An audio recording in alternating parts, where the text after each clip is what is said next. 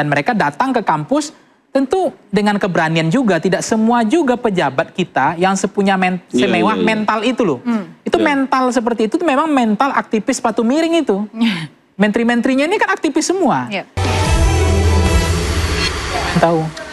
Terima kasih Anda masih diinterupsi. Saya kembali lanjutkan ke Bang David terkait tadi Anda bilang anomali, paradoks. Bahkan Wamentan dalam klarifikasinya mengatakan bahwa ada sekelompok atau penyusup yang sengaja memprovokasi agar diskusi ini dihentikan.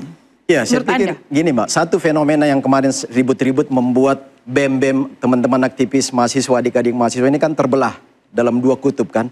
Satu kutub yang mendukung si Tio itu mantan ketua BEM UGM dan satu komunitas BEM Bersatu itu yang menolak itu. Karena apa?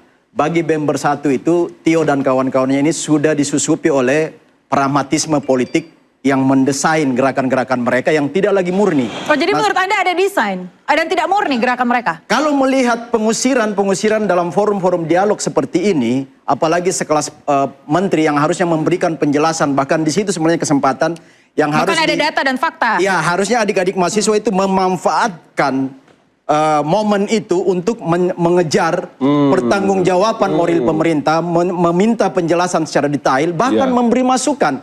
Karena salah satu ciri kampus itu adalah problem solver kan, menawarkan solusi dari sebuah problem yang mereka analisis. Tapi itu tidak terjadi karena bagi saya itu terjadi kedangkalan, kemandulan intelektual adik-adik mahasiswa yang kemarin itu. Oke, nah, sebentar, saya tangkap poinnya. Saya ke Bang Pangi dulu karena Bang Pangi belum diberikan kesempatan. Tadi dikatakan bahwa ada desain di balik orasi-orasi yang disampaikan, bahkan penghentian salah satunya di diskusi UGM kemarin, Bang Pangi. Menurut Anda seperti apa, Bang Pangi? Iya, Mbak Aya. Anda? Ya, sebenarnya memang di dalam politik itu tidak ada yang alamiah, tetap ada desain. Apapun yang terjadi, termasuk soal kemarin Samsul menerima mahasiswa, itu kan desain. Nggak bisa lepas, termasuk soal... Ya, siapa maksud Anda? Enggak, ini temanya beda sekali. Cuma saya hanya, artinya tidak alamiah. Beliau sekarang sedang ada di Papua ya, membawa artinya, apalagi cuma debat dan diskusi kan. Apakah itu tidak? Ya memang acaranya aja udah didesain dari awal kan. Oke. Nah, kalau Bang Silema tadi kan mengkritik tidak ada trigger, tidak ada istilah second opinion, tidak ada ketimpangan, tidak equal gitu kan. Karena tidak ada pembanding untuk men-challenge pikiran itu, untuk mentesiskan dialektika tesis, antitesis, sintesis itu. Nah itu ya makanya kalau Mbak Aya bilang itu alamiah atau tidak alamiah, ya itu bagian dari desain semua gitu. Tetapi itu apakah salah atau benar dalam politik itu sah-sah saja. Yang namanya pemerintah untuk mensosialisasikan apa yang menjadi capaian, apa yang menjadi keberhasilannya, untuk dalam rangka menaikkan approval ratingnya, supaya memberikan harapan, menjawab semua kegelisahan, pertanyaan-pertanyaan publik selama ini. Dan mereka datang ke kampus tentu dengan keberanian juga. Tidak semua juga pejabat kita yang semewah mental itu loh. Itu mental seperti itu memang mental aktivis sepatu miring itu. Menteri-menterinya ini kan aktivis semua. Kalau mental-mental pejabat anak mami, anak papi nggak sanggup. Pada kabur semua. Ya kan? Nah ini maksud saya, ini sebenarnya kita apresiasi di situ. Yang kedua adalah, memang kekuasaan itu kan pada dasarnya prinsipalnya itu kan buta dan tuli kan. Nah perlu untuk dikritik kan dalam konteks itu.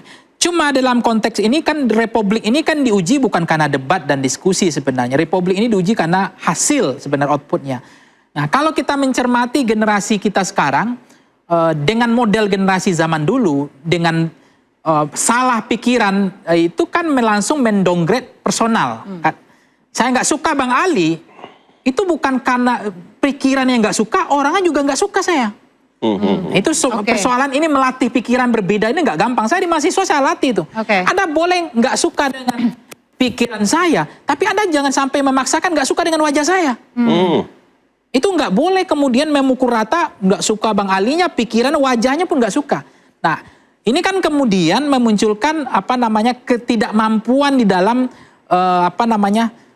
berpikir untuk lebih berbeda dalam pikiran itu. Nah sehingga memang banyak kritik kemudian di saat mahasiswa dulu dibubarkan diskusinya, di saat mahasiswa dulu tidak diberikan ruang untuk berdiskusi, Nah tiba-tiba ini ada pejabat atau pemerintah yang ingin berdiskusi, tiba-tiba itu yang dibubarkan. Itu yang angle-nya di situ sekarang juga terjadi kan. Nah cuma di satu sisi, itu juga kadang-kadang saya juga berpikir, ada juga challenge pikiran saya. Kalau misalnya temanya adalah tema tentang Pancasila dan ekonomi gitu kan. Nah apa yang diperdebatkan di situ kan juga banyak pertanyaan gitu.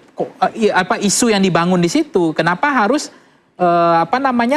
apakah di situ ahli Pancasilanya gimana? Kalau ahli ekonominya mungkin ada nggak cocok juga Menteri Pertanian ngomong ini di situ kan? Mungkin ideologi ekonomi Pak Prabowo adalah yang berdasarkan Pancasila itu yang disampaikan. Mungkin ada pasal 33 itu mungkin ya. Tambahan dari Bang Ansy. Saya ingin menegaskan bahwa memberi stigma, cap atau melabeli suatu kelompok kritis dengan mengatakan bahwa ini misalnya bagian dari desain besar, ya ditunggangi oleh kelompok-kelompok tertentu dan dibiayai oleh kelompok-kelompok tertentu. Ini adalah cara rezim. Kalau zaman 90-an, 98 dulu, cara rezim totaliter Orde Baru itu untuk memberangus gerakan mahasiswa, untuk memindahkan ya dari substansi kepada hal-hal yang remeh-temeh. Mestinya hari ini yang kita bedah, yang kita diskusikan adalah substansi yang dikritisi oleh mahasiswa. Bahkan sebelum ada forum di UGM itu, mahasiswa UGM itu sudah bersuara, ya. Dan kita tahu kampus UGM itu mercusuar etis, mercusuar intelektual yang mereka suarakan apa? Kalau ditarik dalam konteks tema diskusikan kemarin kan bicara soal nilai-nilai Pancasila. Lalu bagaimana dalam implementasi hari ini? Mahasiswa UGM melihat ada gap yang sangat besar.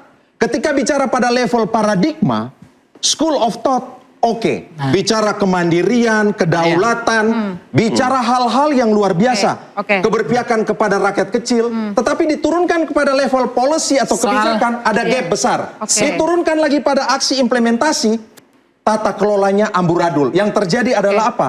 Rent seeking politician and birokrat. Maka itu yang kemudian dikritisi oleh mahasiswa. Ini sedikit soal MBG, soal KDMP, ya, dan juga soal bagaimana kemudian hari ini ketakutan terhadap bukan saja dui fungsi militer, tetapi masuk kepada ranah-ranah sipil yang cukup luas. Itu beberapa poin yang secara lugas, tegas, cerdas, bernas disampaikan oleh teman-teman mahasiswa UGM. Baik. Terima kasih. Saya ke Bang David sedikit sebelum saya ke Bang Ali dan juga Bang Panggi. Apakah Anda juga setuju bahwa ada gap dari policy dan juga implementasi yang tadi disampaikan oleh Bang Ansy? Jadi gini, seharusnya ketika kalau diskusi kemarin itu berjalan sampai ending, sampai habis, saya rasa poinnya akan dapat ya.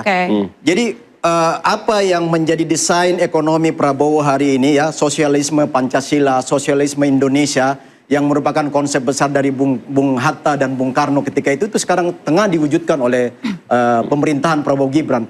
Nah, dua pembicara kemarin ini khususnya Bung Budiman Sumedjatmiko dan Nusron Wahid adalah kawan-kawan kami juga aktivis 98 yang tahu betul bagaimana konstruksi berpikir dari sebuah konsep ekonomi Pancasila. Nah, sebenarnya disitulah perbedaan. Misalnya kalau saya dengan Bung Ansy Lema, kami ini mantan-mantan aktivis 98, kita terbiasa dengan dialog, bahkan merindukan untuk bertemu seorang presiden pemerintah untuk kami cecar dengan konsep kami ala mahasiswa ketika itu. Nah sekarang sangat berbeda. Karena adik-adik ini bagi saya berani mengatakan mereka minim literasi. Sehingga ketika ditawarkan sebuah ruang-ruang diskursus publik, ruang dialog, ruang debat intelektual, itu mereka tidak mampu melayani teman-teman aktivis, mantan aktivis 98 yang kebetulan jadi pejabat pemerintah hari ini. Justru mereka harus memanfaatkan untuk mencuri ilmunya, paling tidak menawarkan sebuah solusi terhadap apa yang mereka pikirkan. Di mana Anda melihat bahwa mahasiswa zaman sekarang minim literasi, Bang? Nah, buktinya ketika diajak berdebat, berdialog kan mereka justru mengusir kan, menolak. Di situ tidak ada dialog, tidak ada dialektika gagasan dan pemikiran yang lahir di situ. Mereka teriak-teriak mengusir karena tidak menerima kehadiran pemerintah di situ. Juga Mbak ya. Nah itu yang sangat disayangkan. Miskin literasi, mereka tidak mungkin secara fasih dan sangat intelek mengkritisi 335 triliun rupiah untuk MBG bermasalah dalam hal tata kelolanya. Karena mereka sangat kritis, maka kemudian ada kritik yang tajam dilakukan oleh para mahasiswa itu. Kalau mahasiswa UGM tidak kritis, mereka kemudian tidak mempersoalkan hari ini, ya, ruang-ruang dan koridor-koridor sipil itu dimasuki oleh militer. Kemudian pendapat Anda terkait dengan tadi katakan Apa Bang yang David, disampaikan pengusiran oleh yang mahasiswa dilakukan? UGM menurut saya itu khas kaum terpelajar. Baik. Dan mahasiswa UGM itu tampil dalam 3 karakter kalau saya lihat kemarin. Satu, mereka terpelajar. Mereka betul dengan proses penalaran. Sehingga kemudian mereka bicara kelas menengah yang rentan turun menjadi kelompok miskin. Bagaimana mengatasi ancaman PHK dan kemudian untuk menciptakan lapangan kerja. Narasi-narasi itu sangat fasih mereka sampaikan. Anda setuju itu Bang David? Saya interupsi, Silakan Mbak interupsi. Aya. Jadi kemarin itu kalau kita melihat nggak keluar narasi-narasi dan argumentasi yang dibangun oleh adik-adik mahasiswa dalam case kemarin ya. Case kemarin, Dalam diskusi di pengusiran UGM ya. Nusron Wahid dan Budiman Sujatmiko dan Pak Sugiono itu. Itu nggak terlihat di situ. Nah, sebenarnya itu yang ditunggu oleh pemerintah, representasi 3 pejabat pemerintah itu mau mendengar sebenarnya gimana sih konsep adik-adik UGM ini terhadap realitas konteks kebijakan pemerintah hari ini. Nah, kalau yang disampaikan tadi sahabat saya Bung Ansi itu sebenarnya kalau soal bicara soal angka-angka saja itu terlalu prematur dan sangat artifisial ya. Sebenarnya kan yang ditunggu oleh teman-teman pejabat pemerintah kemarin itu tawarkan solusi menurut kalian terhadap realitas program pemerintah hari ini. Jadi menurut Itu kan Anda nggak aksi muncul. mahasiswa kemarin itu tidak ada solusinya? Nggak ada solusi Oke, kita karena akan nggak bahas kelar lebih lanjut diskusi lagi itu. pemirsa usai jeda, tetaplah bersama kami.